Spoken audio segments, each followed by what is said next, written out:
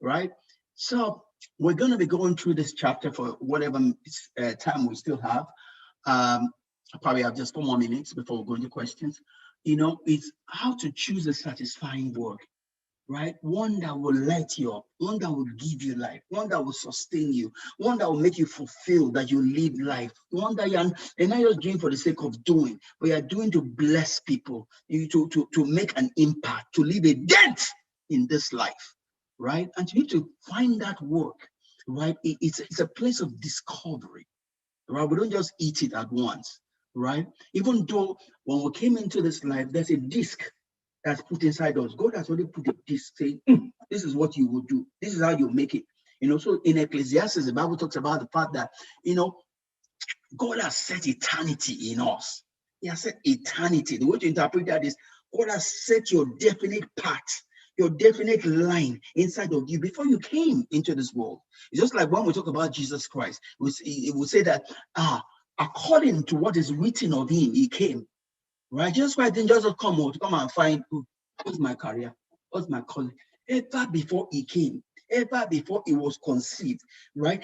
There was a book written concerning him. There was a volume written concerning him. He came to fulfill, to live out that volume. In the same way, every single one of us has a volume that's been written concerning us, right? Before we came into this life. So Bible begins to talk about Jeremiah, that I have known him. I knew him before he was conceived. Right? There was a book, there was a volume written concerning him, and all he came to do is to live that. If he lives anything other than that, he will not be happy, he will not be fulfilled, right? Because there's a definite path that is for every one of us, right? It's for us to find that path, right? That is the difference between someone that is happy and someone that is not happy, someone that is fulfilled and someone that is not fulfilled. It's finding that path that before conception was laid out, written concerning you, right? And we're not the same. That's why you can't compare yourself to someone else, because the disc in your friend A is different from the disc inside of you, right? You have to find your own disc. It's something that comes from, life is lived from inside out, not outside in. For as long as you're comparing yourself to people, you are not going to be happy.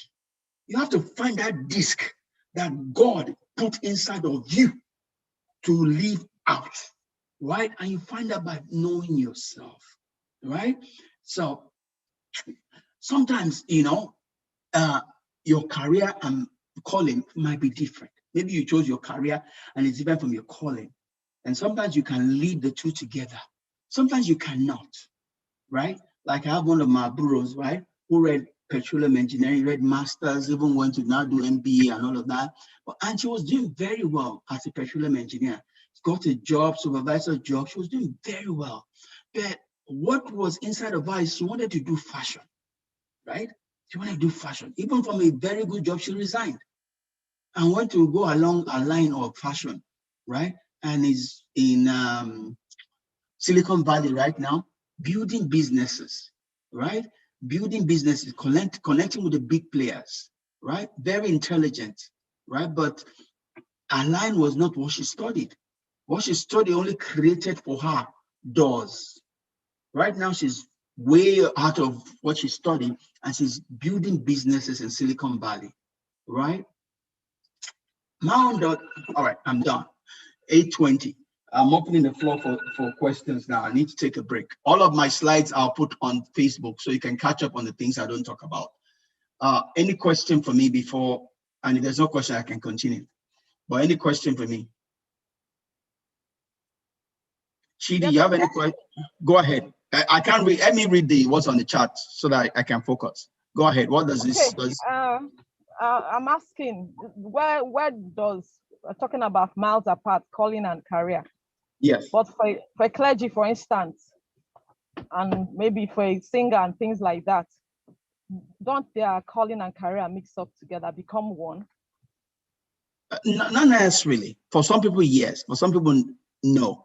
Right. But I just want to know that in some places, some people's career and calling can jam each other and they become like one, but not necessarily one. Yes. That you see, that's my second sub bullet there. Okay. It's possible that both of them become one. It's possible that they don't become one. right? Okay. For some pastors that are not working, their Okay. calling and career are probably into one because they have to One. make money from their calling, Okay. right? Okay. Some other pastors are working and pastoring, so they are two.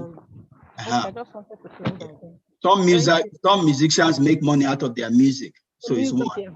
And they're Some calling. people will work and they are playing music, it's two. Yeah. So it's Yeah. different from each person. It all depends on the dish that's inside of you, where you find fulfillment. Thank Any you. other, yeah, any other question? You can hear me? Yes, Hello? I can hear you. Go ahead, Chidi, go ahead. So, the issue of a lot of us are in careers and not in any way close to our calling, because when you are in career, you may not really have satisfaction. You might be getting money, being influential in whatever way and being known by people, but you won't be satisfied. That inner yearning for satisfaction. And once you have an alignment or intersection, with career and calling, I tell you, it's like an explosive action or event. And so most times, because of the way we are, especially where we came from, things are so difficult that we more or less pursue career instead of our calling. If you look at, I don't know whether you were the one, it shows something about Michelangelo and all that. I read a bit about him and how he was able to align himself to what his calling was, and you see where he brought him to. So a lot of us are really in the wrong place. I'm not saying actually in the wrong career, but in the wrong place because we are doing things that are giving us money, but not giving us satisfaction because it's not a tangent. It's a tangent with our calling. So maybe, I don't know what you think about it, how we can really, in the face. All right. You see, what we miss it is the fact that we chase after money for the sake of money. And when you chase after money for the sake of money, you will lose your calling. You only have a career and you'll be unhappy. You'll be sad, right? You will have no direction. You will just be giving and not getting. Because in your calling, you get. In your career, you give, right? You need those two to have a balance of life, right? You have to be giving and also receiving, right? And they are almost like what we call a paradox, right? Because in career, you are giving, right?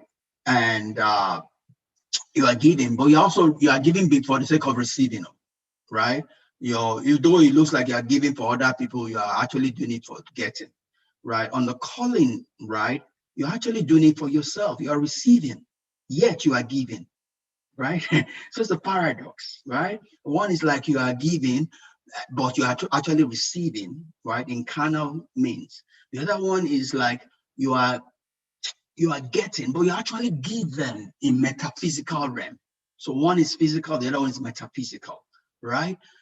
And the solution is don't chase after money for the sake of money. Money is not the end of life, right? Money is not the end of life. We chase after money for the things money can do, not for the money itself. If you miss that, you will miss your calling, right? The reason why you chase after money is for the things money can do, not money itself, right? It's for the experience you can have because of the money you will get, not the money itself. Because if you miss that, then all you are doing is accumulating. Oh, I have 20 houses. I have 30 houses. Oh, I have this business. I have this business. And yet you are not starving yourself. I am not Warren Buffett who stays in one old house. The more money I get, the bigger house I will have. I am here to have an experience. I'm a spiritual being here to have a physical experience. And I will have it to the uttermost that God allows me. If I can buy a private jet, I will buy it. You can say all you want to do. That's your own business. If God affords me a private jet, I will ride it. I will not even allow you to fly with me, self, if they are abusing me, right? We're here to have an experience. And the more experience you allow yourself to have, the more you can fulfill the destiny, the intent of God for your life, right? So whatever you are doing, making money, you also have to listen to your inner voice, right? You have to listen to your inner voice. So the ancients, have that on the temple of Apollos. They say, know thyself, know thyself, know thyself. When you know yourself, then you begin to give yourself to the things that give you life. You don't just give anyhow or be walking, oh, till I'm dead, till I'm dead. Huh? A lot of things happen when we don't do this, right? I met a friend of mine just recently, went to elementary school together. I left elementary school in 1978, so not since 1978. But now we're talking, and he was telling me about how his wife just suddenly one day said, I'm not doing anymore. This is after 25 years of marriage. Their first son is 25. I think the second one is 22. They said, I'm not doing anymore. It's called midlife crisis, right? Midlife crisis occur because people don't know themselves. They don't know themselves and take care of themselves. So life suddenly just eats you, more like about 50. Life suddenly just eats you. It's because you are not taking heed to yourself. You have to know yourself. Socrates says an unexamined life is not worth living. A life that you're not checking, am I happy, not happy? Am I feeling purpose, not feeling purpose? If I die today, will I be a fulfilled person? If you don't examine your life and just living, just going on rail track, you will die before your time. You will miss God. You will miss your calling, right? Because your calling is what gives value to life. Without your calling, you don't have value in life. Career will make you money. You can buy all the house you want in your life. But without a calling, you miss it, right? Any other question? We have 2 more minutes. Any other question? If you don't, I'm just going to go to the next slide. All right. So for you to, it's critical that you find your career. It's critical that you find your calling. That's more critical in your life. It's also good to find your career because that helps you, right? It carries you because sometimes if your calling cannot feed you, you might not be able to perform at the ultimate place. Like one of my bros I spoke about, right? Once she had her education in petroleum engineering, she had first degree, master's. She goes to Harvard and all of those places, and they open door for her because they are respecting the degrees that she has.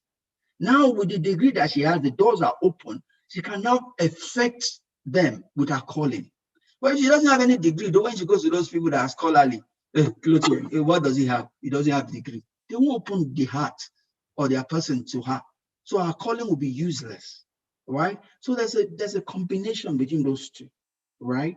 And it's getting the right combination that's important, right? And in doing that, it's a matter of discovery, right? I didn't just become a teacher overnight, right? Even though I always had a bit of teaching skills, I've had to go through different things, looking for what it is that my disc is saying. At some point in time, I used to be in a musical band, right? I tried musical band in St. Gregory's. We have a musical band in St. Gregory's or Fege. I didn't do much. In university, in my fellowship, I was a part of what we call the Jesus Generation Singers, right? Which is a musical band. I tried playing the saxophone, but I went through all that journey to get to where I am, So it doesn't matter where you are, but just keep on pushing. And somewhere along the line, you will find home, right? All right, I got to stop here. For all my slides, I'm going to download on Facebook so you can read everything I've not shared yet. And next week, we'll have our sister Anne come along. All right. Thanks for being here. It's 8:30. I need to let you go. So we'll see you next week by God's grace.